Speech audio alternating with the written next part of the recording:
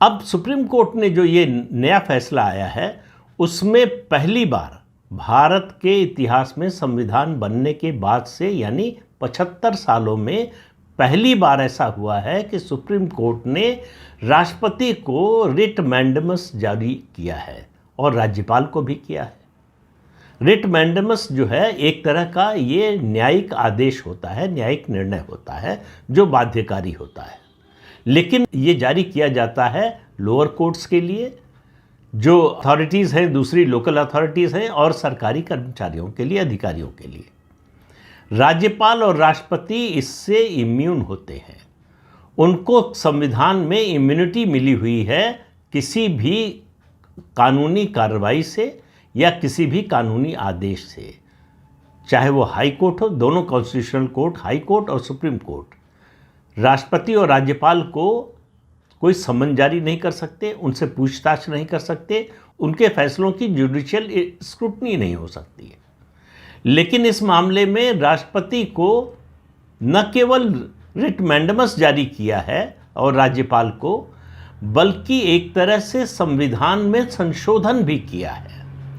ये ठीक है कि कार्यपालिका को, जो कहा है इस बेंच ने, कार्यपालिका को न्यायिक निर्णय करने का अधिकार नहीं है, बिल्कुल ठीक बात है, लेकिन न्यायपालिका को भी विधायी निर्णय करने का या संविधान में संशोधन करने का अधिकार नहीं है। संविधान में संशोधन सिर्फ और सिर्फ संसद कर सकती है। लेकिन इस फैसले के जरिए एक तरह से आप कह सकते हैं कि सुप्रीम कोर्ट ने संविधान में संशोधन का प्रयास किया है, बल्कि अगर ये मान लिया गया, सरकार ने मान लिया, तो संविधान में संशोधन ही होगा।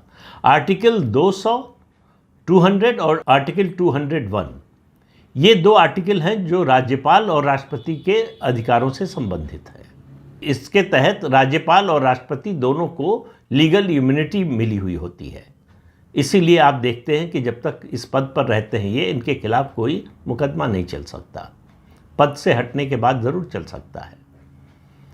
अब सवाल ये है कि क्या किया है सुप्रीम कोर्ट ने? सुप्रीम कोर्ट ने इस मामले में कहा है कि 3 महीने के निर्देश दिया है राज्यपाल और राष्ट्रपति को कि विधानसभा से पास होकर राज्य सरकार कोई विधेयक भेजती है तो 3 महीने के अंदर उस पर फैसला दें।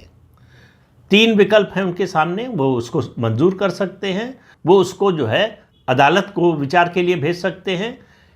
आर्टिकल 143 के तहत ये राज्यपाल को ये अधिकार नहीं है, केवल राष्ट्रपति को है, या उसे नामंजूर कर सकते हैं। लेकिन नामंजूर करेंगे तो उनको बताना पड़ेगा कि ये संवैधानिक क्यों नहीं है।